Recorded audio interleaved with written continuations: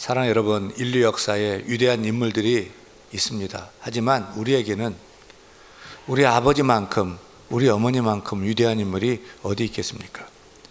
우리는 우리 부모님이 하나님 다음으로 위대한 분인 줄 믿어야 할 줄로 믿습니다. 왜냐하면 우리에게 살과 피를 제공해 생명을 주신 분이 우리 부모님이기 때문입니다. 우리 아버지, 어머니가 우리의 생명의 뿌리가 되십니다.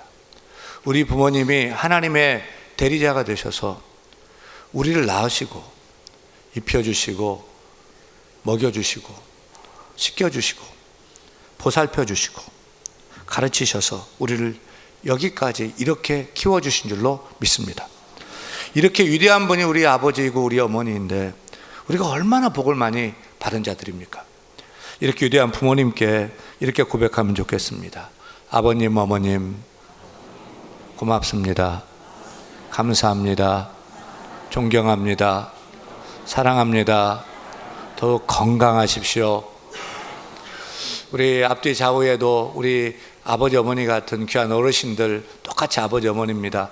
더 건강하시라고, 더 기쁘게 즐겁게 사시라고 박수하겠습니다. 오늘 설교 제목 다시 한번 따라할까요? 요셉처럼 부모를 공경하라. 만약 지금 여러분의 핸드폰이 울린다면 하나는 직장 상사가 건 전화고 또 다른 하나는 부모님의 전화라고 가정해 보십시다. 그러면 여러분은 어느 전화부터 먼저 받으시겠습니까? 많은 이들이 주저하지 않고 이렇게 말합니다. 부모님은 나중에 통화해도 괜찮아요. 직장 상사는 급한 전화잖아요. 라며 직장 상사의 전화를 먼저 받겠다고들 합니다. 예, 물론 우리는 부모님을 더 많이 끔찍히 사랑합니다. 그런데 이상하게도 우리의 우선순위는 그 반대입니다. 우리 자녀들은 부모님은 좀 미루어도 되는 존재고요. 일 저일 다 하고 나중에 챙겨도 되는 분으로 소홀히 여기지는 않습니까?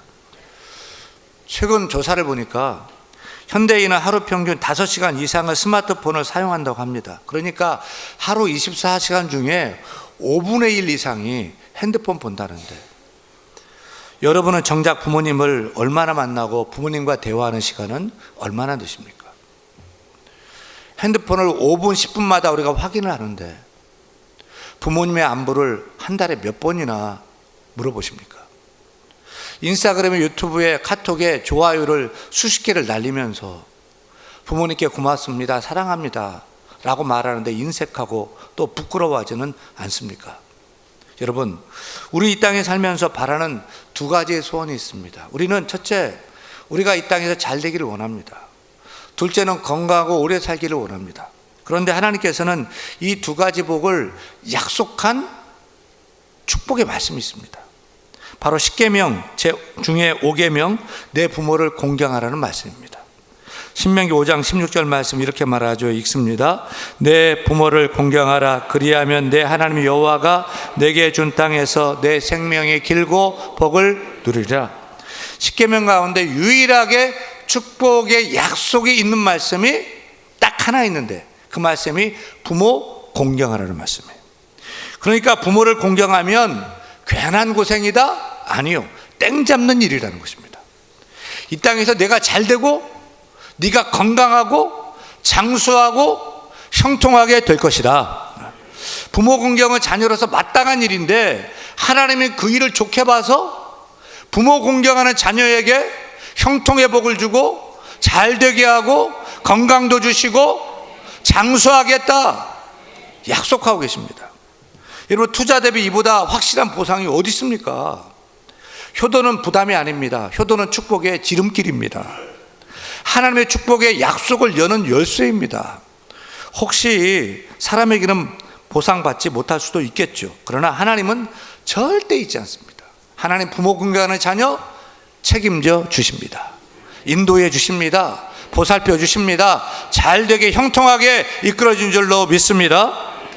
근데 성경에 보면은 부모 공경을 잘해서 약속 주신 대로 이 땅에서 잘 되고요, 건강하고요, 장수의 복을 받은 형통의 인물이 있습니다. 누굴까요?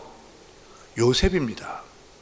진정한 부모 공경이 무엇인지 완벽한 본보기를 보여주는 성경 인물을 찾는다면 단연코 요셉입니다. 요셉은 형들의 배신, 노예 생활, 감옥살이, 출세와 성공, 그리고 아버지 야곱의 죽음까지, 아니 아버지의 죽음 이후에도 인생의 모든 순간에서 한결같이 부모를 공경한 인물입니다. 그래서 오늘 우리는 요셉의 삶을 통해서 우리가 잊고 지냈던 부모 공경의 참 의미를 다시 한번 새겨보았으면 좋겠고요. 더 나아가서 이제라도 그것을 삶으로 실천할 것을 결단하는 시간 되기를 간절히 소원합니다. 여러분, 우리도 요셉처럼 부모님을 공경하고 또 요셉처럼 형통한 사람이 되기를 원하는데, 우리는 그러면 무엇을 어떻게 해야 될까요? 첫째, 따라합니다. 요셉처럼 부모에게 순종하라. 순종하라. 요셉의 부모 공경의 첫 번째 키워드가 순종입니다. 순종. 심부름 좀 해줄래? 이 말에 요즘 아이들은 이렇게 말합니다. 저 지금 바쁜데요? 제가 해야 되는 거예요? 왜 맨날 저예요? 아빠가 하면 안 돼요? 우리 아이들만 그런 게 아닙니다. 우리 어른들도 그렇습니다. 우리도 마음에 내킬 때 움직이고 안 내키면 안 해버립니다. 그런데 요셉은 달랐습니다. 요셉이 17살 때 아버지 야곱이 심부름을 시켜요. 그때 요셉은 딱 두 마디로 응답합니다. 예, 그리하겠습니다. 다 같이 창세기 37장 13절 같이 읽습니다. 이스라엘의 요셉에게 이르되 내 형들이 세겜에서 양을 치지 아니하느냐, 너를 그들에게로 보내리라. 요셉의 아버지에게 대답하되 내가 그리하겠나이다. 따라합니다. 내가 그리하겠나이다. 이게 순종입니다. 요셉의 배다른 형제들이 그 동생 요셉을 엄청 미워했잖아요. 근데 아버지가 말씀하시니까 순종해서 심부름을 갑니다. 그것도 헤브론에서 세겜까지 100km 떨어진 곳으로 심부름을 갑니다. 양천구에서 100km면은 춘천쯤 되고요, 또 천안쯤 되거든요. 근데 갑니다. 여러분 같으면 왕복 200km가 되는 그 거리를 혼자서 아버지가 말씀했다라고 해서 토달지 않고 그냥 그렇게 순종할 수 있겠습니까? 17살 요셉은 한 번도 가보지 않은 세겜 땅인데, 세겜의 어느 골짜기에서 형들이 양을 치고 있는지도 모르는데, 또 아주 먼 길인데 토를 달지 않고 예 아버지 제가 그리하겠습니다 라며 길을 떠납니다. 며칠 걸려 도착했겠죠? 세겜에 도착해 보니까 형들이 거기 없습니다. 세겜에서 30km 위쪽인 도단에가 있습니다. 그러면 130km, 여기서 원주가 되고 여기서 대전되는데 그래도 형들을 찾아갑니다. 여러분, 요셉처럼 우리도 묻지 않고 순종하고 따지지 않고 순종하고 계산하지 않고 순종하는 자녀 다 되기를 축원합니다. 놀라운 것은 그렇게 부모 공경으로 순종했으면 복을 받아야 되는데요, 어떻게 되었죠? 그 일로 형들에게 붙들려서 노예로 팔려버리게 됩니다. 최악의 심부름, 최악의 순종이 된 것입니다. 형들에게 끌려가 노예로 팔리고 나중에 누명 쓰고 감옥까지 갇혔습니다. 한번 생각해 보세요. 그때 그 심부름만 안 했어도, 아버지가 그때 그 심부름만 안 시켰어도, 그때 순종을 안 했으면은 지금 집에서 평안하게 살 거예요. 그런데 요셉은 한 번도 아버지를 원망하지 않습니다. 그 어떤 순간에도 내가 그때 괜히 순종해서 아버지가 나를 그리 만든 거야 라고 말을 하지 않습니다. 왜요? 요셉에게 순종은 거래가 아니라 태도였기 때문입니다. 그는 효도를 조건 없이 기꺼이 마땅한 일로 여겼던 거죠. 결과가 아니라 그 동기, 그 마음이 진짜였기 때문입니다. 이렇게 하면 복을 받고 저렇게 하면 손해본다는 계산이 아니라 그냥 아버지니까, 아버님이 말씀하니까 순종하는 것이 마땅했던 것입니다. 여러분, 부모님께 순종은 조건 없이 해야 할 일입니다. 진짜 순종은 잘해주니까 하고 또 좋은 대가가 주어져서 하는 것도 아닙니다. 그저 부모님이 내 부모님이니까, 부모님이 말씀하시고 원하니까 우리는 순종해야 마땅한 줄로 믿습니다. 요셉이 얼마나 순종의 아들이었는지 그 아버지 야곱이 죽을 때, 돌아가실 때를 보면 분명하게 더 잘 알 수 있습니다. 이제 그가 애굽의 총리가 됐고요, 아버지와 가족들을 돌보다가 아버지가 이제 세상을 떠나게 됩니다. 그때 아버지 야곱은 자신의 장례 절차를 부탁합니다. 창세기 47장 30절이죠. 읽습니다. 내가 조상들과 함께 눕거든 너는 나를 애굽에서 메어다가 조상의 묘지에 장사하라. 요셉이 이르되 내가 아버지의 말씀대로 행하리이다. 따라합니다. 내가 아버지의 말씀대로 행하리이다. 요셉은 애굽의 총리잖아요. 아버지보다 더 높고 더 똑똑하고 많이 배웠고 또 아버지 장래대에서 뭔가 아들로서 큰 생각도 가지고 있었을 겁니다. 근데 아버지는 이 애굽에서 가나안 땅으로 인도해서 거기서 장사해라. 애굽의 화려한 피라미드 장례도 치를 수 있었어요. 또 자칫 잘못하면 아버지 말 들었다가 총리로서 애굽의 정통 장례 문화를 무시했다라는 오해를 받아 정치적인 공격도 받을 수 있는 상황도 될 수 있어요. 그런데도 어떻게 하죠? 창세기 50장 12절입니다. 읽습니다. 야곱의 아들들이 아버지가 그들에게 명령한 대로 그를 위해 따라 행하여, 아버지 말씀대로 다 따라 행했습니다. 야곱의 아들 중 이 일을 순종하여 행한 주인공은 누구겠습니까? 14절 보면 요셉이 아버지를 장사한 후에 자기 형제와 호상꾼과 함께 애굽으로 돌아왔더라. 이게 쉬운 일입니까? 가나안 땅에서 애굽까지 400km 천리 연구차가 있었던 게 아니죠. 총리는 하루도 자리를 비울 수 없는 중책이에요. 근데 70일간 장례를 치릅니다. 요셉은 어릴 때와 변함없이 아버지의 말씀을 따라서 끝까지 순종의 효를 다한 인물입니다. 사랑하는 여러분, 순종의 효는 마땅한 것입니다. 옳은 일입니다. 에베소 6장 1절 말씀 읽겠습니다. 자녀들아 주 안에서 너희 부모에게 순종하라. 이것이 옳으니라. 부모님 말씀에 경우를 따지고 시비를 따지고 손익을 계산하지 말고 부모님 말씀하시면 제가 그렇게 하겠습니다라고 기쁨으로 존경으로 마땅함으로 응답하는 것, 그것이 성경이 말하는 옳은 일입니다. 그것이 성경이 기뻐하시는 진짜 부모 순종, 부모 공경인 줄로 믿습니다. 사랑하는 여러분, 우리 모두 제가 그렇게 하겠습니다 라는 순종으로 시작해서 장래까지도 아버지의 말씀대로 행하리이다 라는 순종으로 마무리한 요셉처럼 우리 모두 부모님 앞에서는 처음부터 끝까지 시작도 마지막도 순종으로 공경을 다하는 자녀가 되어야 할 줄 믿습니다. 살아계실 때도 순종하고 마지막까지 순종하며 형통의 복을 누리는 인생 다 되기를 주의 이름으로 축원합니다.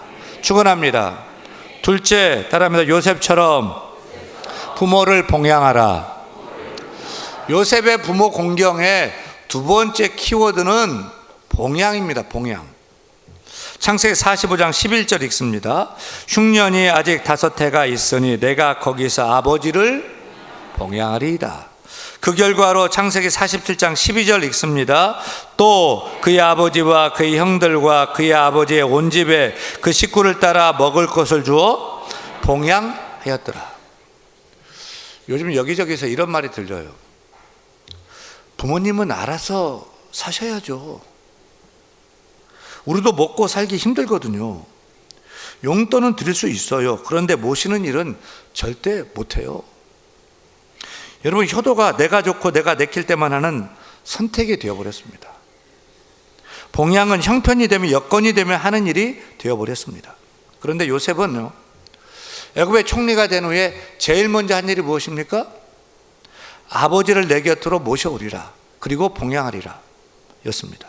그리고 말한 그대로 가나안에서 애굽으로 아버지를 모셔와서 정성껏 끝까지 봉양했습니다. 그런데 이 장면에서 우리가 주목해야 할 말씀이 하나 있어요. 요셉이 아버지를 애굽으로 모셔올 때 그가 이렇게 얘기합니다. 흉년이 아직 5해가 있으니 내가 거기서 아버지를 봉양하리이다. 무슨 말입니까? 요셉은 풍년 들었을 때 아버지를 봉양했던 것이 아닙니다.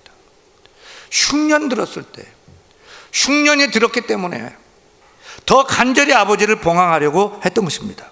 여러분, 사람들은요, 보통 여유가 있을 때, 시간이 될 때, 형편이 괜찮을 때, 여건이 좋을 때, 인생 풍년일 때에 부모님을 섬기려고 합니다. 그러나 요셉은 달랐습니다. 풍족함이 아니라 부모의 부족함을 보고 부모를 먼저 생각했습니다. 자신의 성공보다도 아버지를 공경하는 일이 더 시급하다고 여겼습니다. 그에게 애굽의 총리라는 그 높은 직책도 부귀도 출세도 그에게는 중요하지 않았습니다.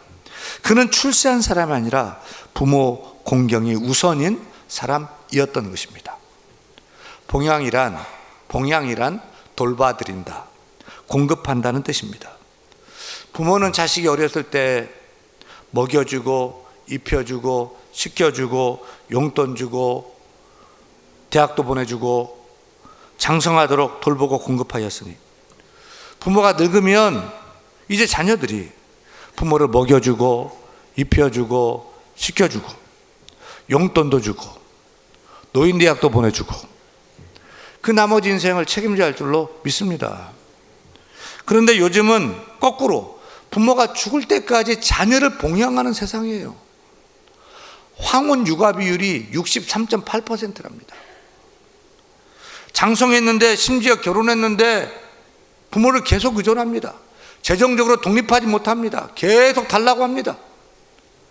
손주를 낳았는데 할아버지 할머니다 갖다 놓습니다. 그것도 무보수로 말입니다. 돈을 내야죠. 참으로 한심한 일입니다. 있을 수 없는 일입니다.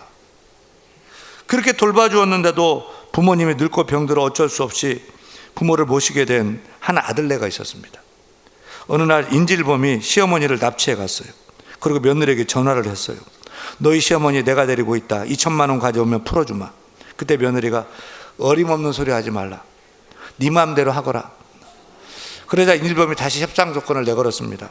좋다. 그럼 너희 시어머니를 도로 집에 데려다 놓겠다. 그러자 당황한 며느리가 깜짝 놀라서 여보세요, 은행 계좌가 뭐라고 그랬죠? 라고 물어보더라는 요즘 세태를 풍자한 유머입니다. 여러분, 자녀 학원비는 한 달에 50만 원, 100만 원 쓰면서 내 부모님께 10만 원 드리는 것이 아까워한다면 여러분의 마음의 저울이 바른 저울이라고 생각하십니까? 봄이 왔고 여름이 다가오는데 아직도 구깃한 스웨터를 입고 계신데도 얼마나 입는다고 옷이 더 필요하겠어요? 라고 하면 되겠어요? 부모 봉양하는 일은 절대 손해가 아닙니다. 하나님께서 이 땅에서 잘 되게 하고 오래 살게 하는 복 주시는 축복의 약속이 있습니다. 우리 모두 이제라도 부모님을 가장 귀한 분으로 여기고 정성을 다해 섬기고 필요를 봉양함으로 하나님의 복을 받는 우리가 되기를 축원합니다. 셋째, 따라합니다. 요셉처럼 형제를 품으라. 요셉의 부모 공경의 세 번째 키워드는 형제우애입니다. 형제우애. 여러분, 부모를 공경한다면서 형제와도 몇 년째 연락을 하지 않고요, 명절이 되어 만나도 대화 없이 밥만 먹고 끝나는 집안이 꽤 있습니다.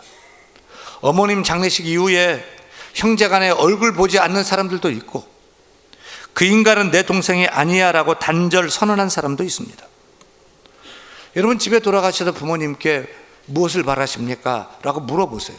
틀림없이 너희 형제끼리 우애하며 사는 것이라고 말씀하실 것입니다. 어느 가정에서 아버지 실순 잔치를 했어요. 근데 잔치가 끝나고 축하금이 들어온 것을 가지고 자식들끼리 싸움이 났어요. 아버지 축하금이니까 아버지께 드리면 되는 거거든요. 근데 내게 손님이 더 많이 왔다 라면서 내가 더 많이 가져가야 한다 하면서 싸움이 난 거예요.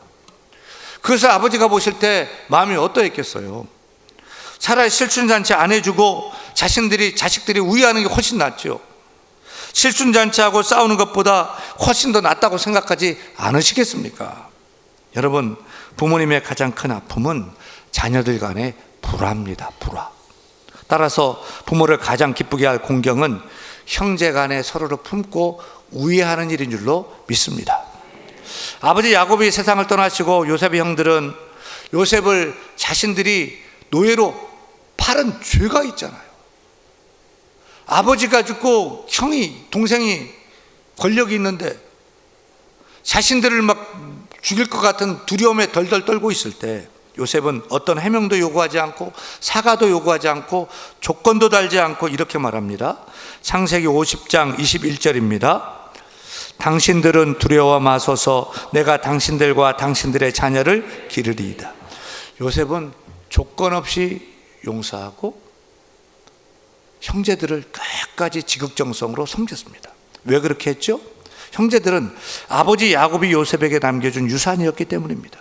그래서 아버지가 아버지를 섬기듯이 계속 형제를 섬긴 것입니다. 저는 이런 생각을 합니다. 우리 부모님이 저에게 땅이나 집 물려준 거 하나 없지만 우리 아버지 어머니께 저에게 물려준 귀한 유산이 있어요.